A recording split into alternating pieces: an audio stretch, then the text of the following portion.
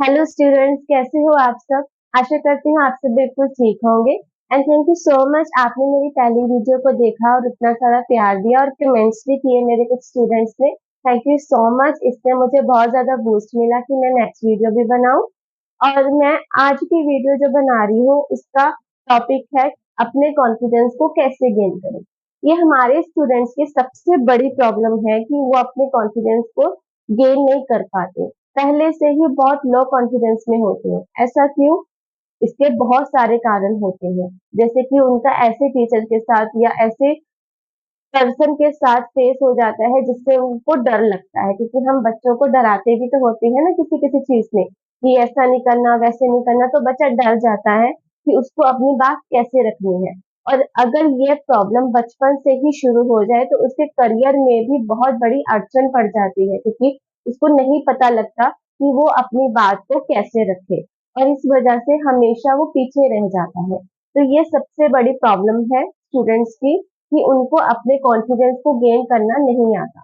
जैसे कि कोई भी क्वेश्चन हो जिसका आंसर उसे हो सकता है कि पता हो, लेकिन किसी वजह से वो आंसर नहीं देता। उसकी वजह ये होती है कि उसको ये डर रहता है कहीं उसका आंसर गलत ना हो, और जिसकी वजह से सामने वाला उसको डांटे फटकारे ना। और दूसरा ये कि कहीं बाकी सारे स्टूडेंट्स उसकी आंसर को सुनकर हंसने ना लग जाए, तो इस वजह से उसके अंदर लेस कॉन्फिडेंस होता है। और हाँ, ये उसने एक या दो बार एक्सपीरियंस किया होता है, जिसकी वजह से उसका कॉन्फिडेंस लो होता रहता है, चाहे उसके घर में चाहे स्कूल में। कहीं भी कुछ ऐसा हुआ होता है जिसकी वजह से उसका कॉन्फिडेंस लो हो जाता है और अपनी बात रखने के लिए हमेशा ही हिचकिचाता है। स्टूडेंट्स अपनी प्रॉब्लम किसी को नहीं बताते, क्योंकि वो डरते हैं कि अगर वो ये प्रॉब्लम बताएंगे भी तो पता नहीं क्या रिएक्ट होगा। ये हमारा फर्ज पड़ता है पेरेंट्स का और टीचर्स का कि हम अपने बच्चों को एक नया रास्ता दिखाएं, फ्रेंडली बिहेव करें, ताकि उनके अंदर कॉन्फिडेंस हो। मैं next video parents and children, teachers and students, इन दोनों के रिलेशनशिप से लेकर भी एक वीडियो बनाऊंगी, जिससे हमारा जो रिलेशन है अपने बच्चों के साथ, अपने आने वाली फ्यूचर के साथ जो करियर बनाएंगे, हमारे देश का नाम रोशन करेंगे, उनके साथ एक अच्छा रिश्ता जोड़ सके। आज जो वीडियो है वो हमारे स्टूडेंट्स के लिए है जो अपना कॉन्फिडेंस गेन कर सकते हैं, लेकिन एक शर्त है कि आपको जो भी बताया जा रहा है उसको अपनी लाइफ में फॉलो करना है, ताकि आप आगे से आगे बढ़ पाए। क्योंकि अगर आप आज से ही शुरू करेंगे अपने कॉन्फिडेंस को गेन को अपने लाइफ में यूज करना है हर रोज, मतलब ऐसा नहीं है कि आपने एक दिन यूज कर लिया तो हो गया। एक आदत को बनने में 15 से 30 दिन या उससे ज्यादा टाइम भी लग सकता है। तो इसका मतलब ये है कि आपको हर रोज डिटेल से उन 5 रूल्स को फॉलो करना है, ताकि आप अपने लाइफ में आगे बढ़े, अपने गोल्स के पहला स्टेप पार कर सके। रूल नंबर फर्स्ट, सबसे पहले आपसे जो भी क्वेश्चन पूछा जाता है उसको बड़े ध्यान से सुने, और जो भी आपको पहला आंसर मन में आ रहा है उसको बोल दीजिए। देखिए, हो सकता है आप उसमें सही ना हो सकता है आप गलत हो, लेकिन आपको उसका आंसर जरूर मिलेगा। लेकिन आप कोशिश जरूर करें, आप अपना आंसर जरूर दें, मन में मत रखें, क्योंकि हो सकता है कि आप सही हो। तो अपना आंसर जरूर बोलें बेझिझक, बिना हिचकिचाहट से और बिल्कुल ईमानदारी से।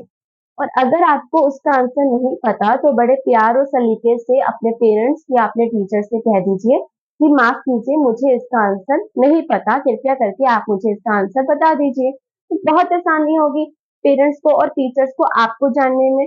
तो ये पहला रूल है कि आपसे जो भी पूछा जाता है आप उसका आंसर दें, जो भी पहला मन में क्वेश्चन का आंसर आ रहा है वो हो, या फिर अगर नहीं आ रहा है तो उसको आप कह दीजिए कि आप बता दीजिए कि इसका आंसर क्या है, क्योंकि मुझे इसके बारे में कोई नॉलेज नहीं है। एक तो आपको एक आंसर मिल जाएगा, और आप किसी और से भी क्वेश्चन कर सकते हैं, क्योंकि एक यूनिक आंसर होगा, यूनिक क्वेश्चन होगा।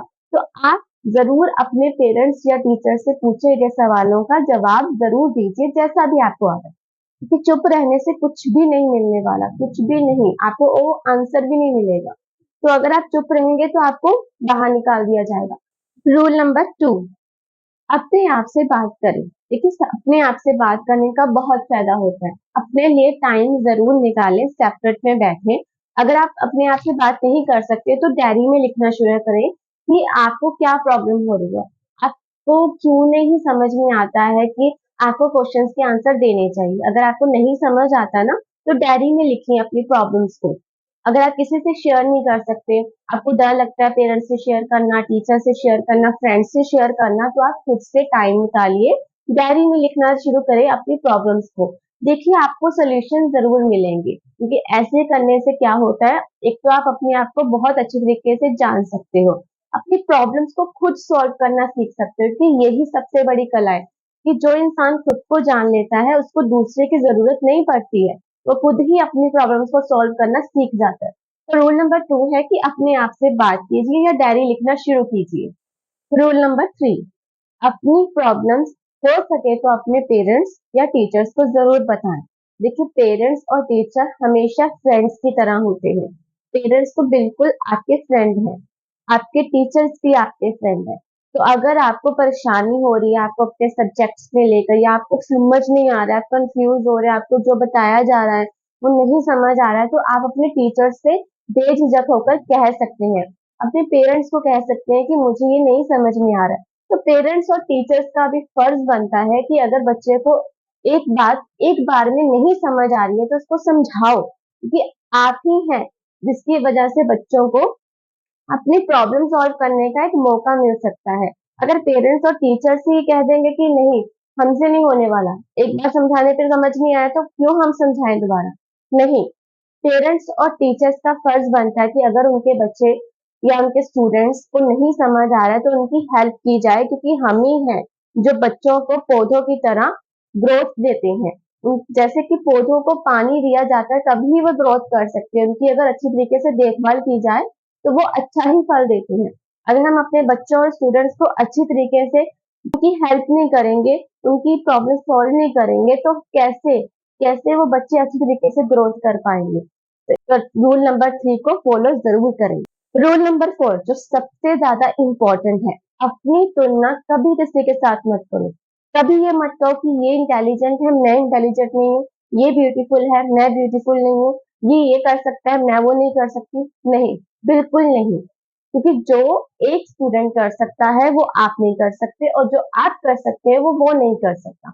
अपने टैलेंट को पहचाने, अपने अंदर कभी भी किसी भी चीज की कमी मत लेकर आए, और किसी से भी कंपैरिजन मत करो कि ये मुझसे अच्छा है, या मैं इससे ज्यादा बुरा हूँ, या मेरे अंदर ये कमियां हैं। अपनी कमियां जरूर पहचाने, लेकिन कभी भी किसी के साथ खुद को कंपैरिजन करके अपनी लाइफ को बर्बाद मत करें।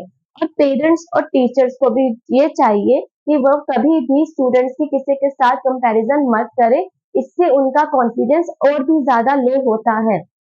यस, होता है, क्योंकि उनको लगता है कि उनके पेरेंट्स दूसरों बच्चों के साथ कंपैरिजन करते हैं, इसकी वजह से उनके बच्चों को लगता है कि शायद हम पे कोई ही कमी है। वो अपने अंदर सेल्फ डाउट लेकर आते हैं, जिसकी वजह से वो हमेशा पीछे रह जाते हैं। तो प्लीज कभी भी किसी के साथ तुलना मत करें बच्चों, खुद आप और पेरेंट्स और टीचर भी कभी भी किसी के साथ कंपैरिजन मत करो।